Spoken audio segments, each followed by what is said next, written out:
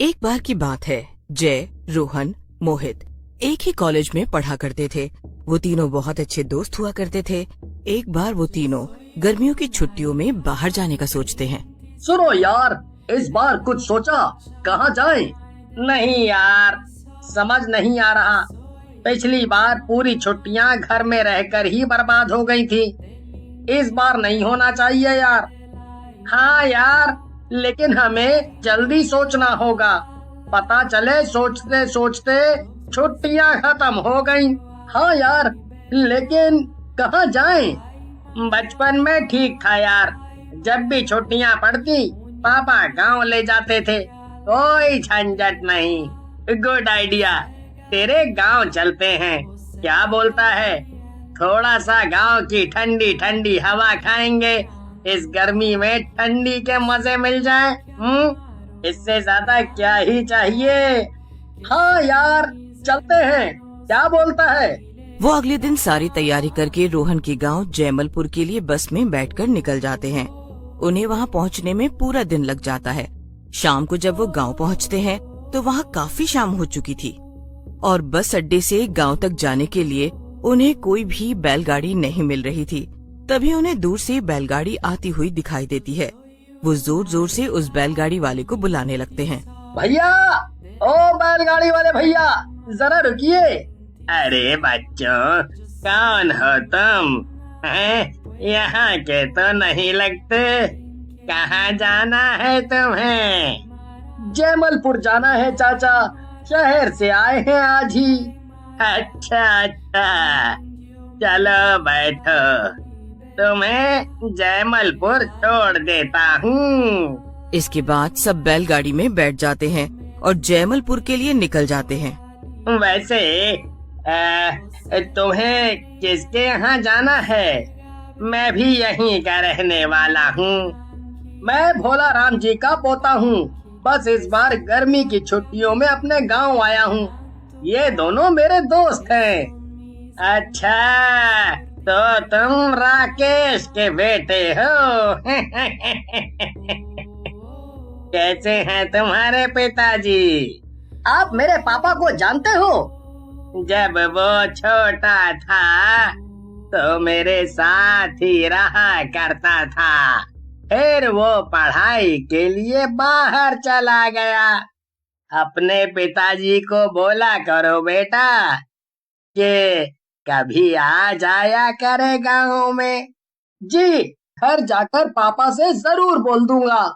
और बच्चों, आते समय किसी तरह की कोई दिक्कत तो नहीं हुई ना? नहीं चाचा, हम तो मजे से आए हैं। गांव पहुंचने में और कितना वक्त है? बस थोड़ा और, थोड़ी देर में हम गांव पहुंच जाएंगे। इसके बाद वो सभी गांव पहुंच जाते हैं और बैलगाड़ी वाले भैया उन्हें रोहन के घर के सामने उतार देते हैं और जोर जोर से भोला राम जी को आवाज लगाने लगते हैं। इसके बाद रोहन के दादाजी बाहर आ जाते हैं। दादाजी नमस्ते। दादाजी नमस्ते। दादाजी नमस्ते। नमस्ते नमस्ते। आओ बच्चों, अंदर आओ। राकेश की माँ, रसोई से बाहर आओ। देखो, बच्चे आ गए। तुम्हारी दादी को जब से पता चला है कि तुम आने वाले हो, तब से तुम्हारी पसंद की चीजें बना रही है। इसके बाद वो सब खाना खाकर सो जाते हैं। अगले दिन सुबह जब वो गांव सैर के लिए जाते हैं तभी उन्हें रास्ते में एक मंदिर दिखता है। इसके बाद वो सब अंदर चले गए और मंदिर के अंदर घूमने लग गए। तभी वहाँ मंदिर के पंडित जी पहुँच जाते हैं। आओ बेटा, ये लो प्रसाद ले लो।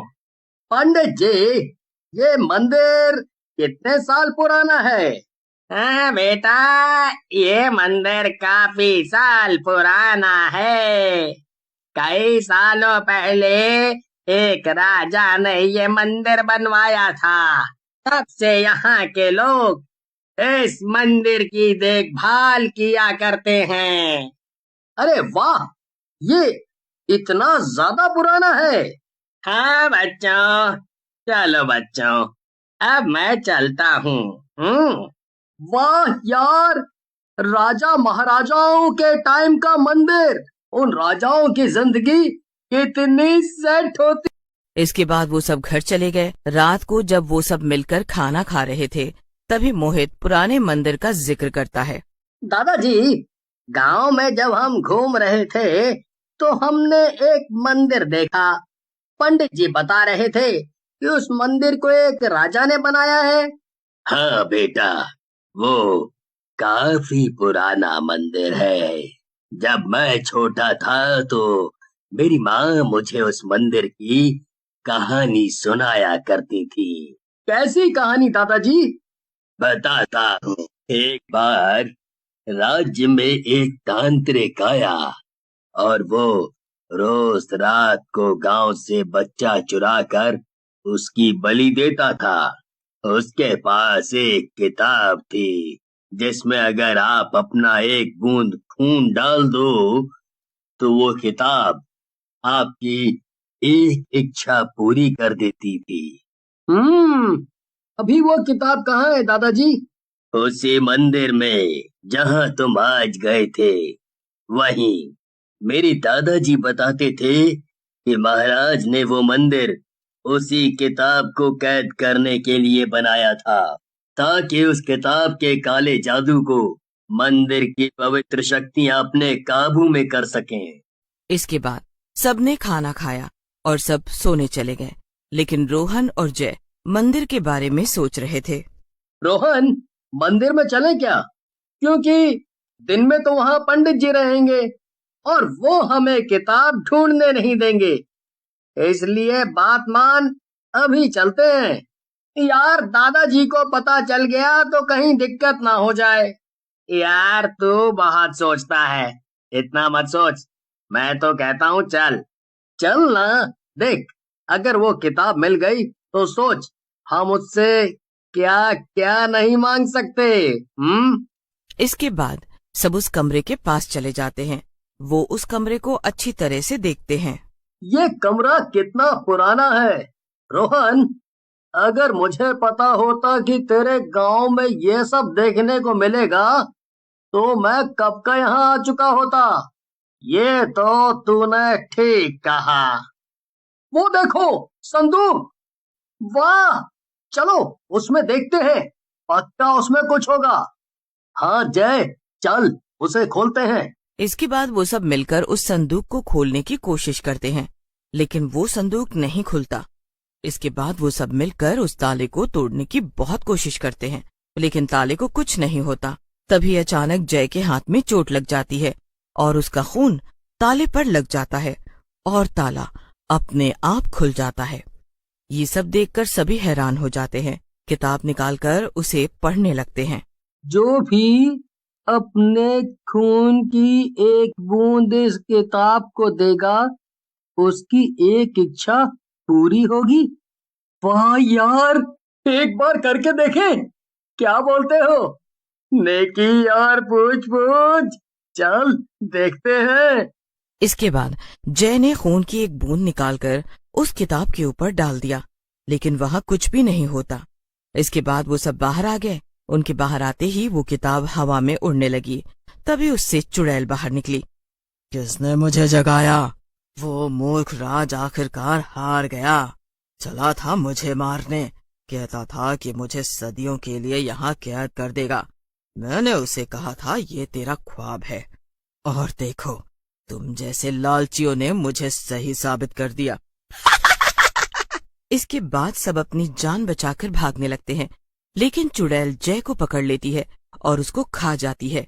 ये देखकर मोहित डर के मारे रोहन के साथ भाग जाता है, लेकिन तभी चुड़ैल एक बड़ा सा पत्थर मोहित के सर में मार देती है और मोहित को खा जाती है। इसके बाद जैसे ही वो रोहन के पास आती है, तभी पंडित जी आकर उस पर गंगा जल छिड़क देते हैं, जिससे वो कुछ देर के लिए गायब हो जाती है। क्यों क्यों किया ये सब? देखा देखा, तुम लोगों की इस हरकत का परिणाम क्या निकला? उन बच्चों को अपनी जान गंवानी पड़ी। इसके बाद रोहन उस किताब को पंडित जी को दे देता है।